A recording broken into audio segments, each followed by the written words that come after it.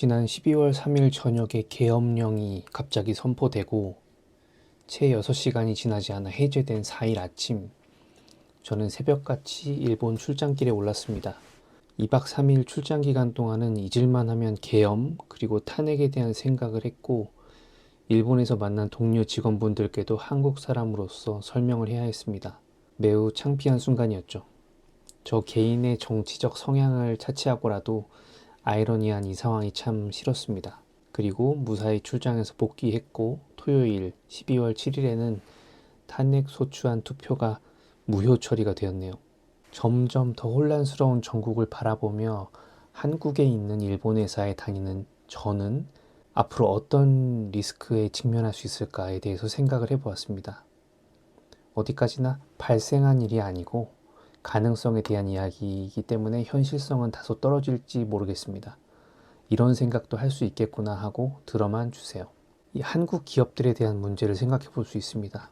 앞으로도 꼭 필요한 재료나 부품이라면 당분간 공급받아야 하는 간절함 무시할 수 없는데, 한국과 일본의 관계는 점점 악화될 수 있습니다. 12월 3일 계엄령이 발표되던 당시만 봐도 발표 직후부터 엔화 환율, 원화, 달러화 환율이 무섭게 상승했더라고요. 일본에서 재료를 구매하는 우리나라 기업들에게는 큰 리스크가 되었습니다. 주로 엔화로 거래를 하거나 달러로 거래를 하는 경우가 많기 때문에 이 환율 리스크가 굉장히 크게 작용할 수 있습니다. 앞으로의 안정적 공급망에 위기 신호가 울리게 된 거라고 볼 수 있죠. 이건 발생 가능성이 아니라 실제로 발생한 일입니다. 제가 알고 있는 일본 회사들은 단기적인 수익성보다는 안정적으로 꾸준히 거래할 수 있는 고객을 더 선호하는 편이기 때문에 언제 거래가 중단될지 모르는 지금과 같은 사태를 마주하면 여러모로 리스크를 회피하기 위해서 대책을 생각하기 시작할 것 같아요. 다음으로 한국에서 근무하고 있는 저 개인을 포함해서 한국 직원들이 직면할 수 있는 리스크에 대해서도 생각을 해봤습니다. 제가 지금까지 근무했던 일본 회사들은 한국에 되도록 자산을 가지려 하지 않았습니다. 모든 회사가 그런 것은 아니지만 회사 건물을 짓지 않고 공장도 되도록 세우지 않습니다. 인건비도 높고 지리적인 리스크도 있기 때문인데요. 한국에는 주로 영업이나 고객 대응을 하는 CS 부서의 기능만 두고 사무실은 임대해서 사용을 하고 있습니다. 더 나아가서는 접대에 활용할 수 있는 골프장 회원권, 무형의 상품조차 계약을 피하는 곳도 있습니다.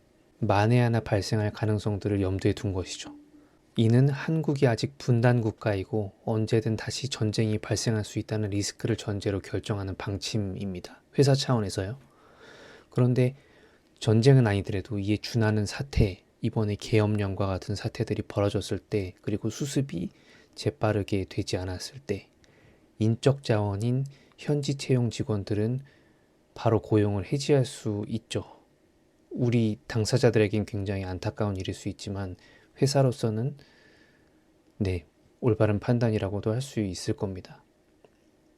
그리고 현지에 파견 나가 있는 주재원들은 뭔가 사태가 이번처럼 급박하지만 않다면 고조되는 분위기 또는 징후들이 있을 겁니다. 이런 것들이 짙어짐에 따라 조기 복귀 명령을 회사 본사 차원에서 내릴 수가 있어요. 이런 상황, 주재원들은 다 귀국해버리고 한국 직원들은 지금 같으면 재택근무를 권장할 수도 있겠죠. 집에서 근무하면서 언제 내가 고용이 해지될 수도 있다라는 불안한 생각을 하면 매일매일이 불안해질 수 있습니다. 미련 없이 그들은 유형 자산이 없기 때문에 사무실 계약 해지하고 직원들 고용 해약하고 바로 빠져나갈 수 있을 정도로 리스크에 대한 대비를 잘 해놓고 있거든요. 이렇게 크게 두 가지 정도, 기업 그리고 이제 그 회사에서 일하는 개개인에 대한 처우가 어떻게 리스크를 가질 수 있는지에 대해서 생각을 해봤는데요. 며칠 저는 해외에 다녀왔더니 아직 피부에 와닿는 느낌은 덜하지만 오늘 토요일 저녁 내내 TV를 보면서 애를 태웠습니다. 아무쪼록 하루라도 빨리 우리 국민들이 안심하고 생활할 수 있는 상태로 돌아가기를 바랍니다.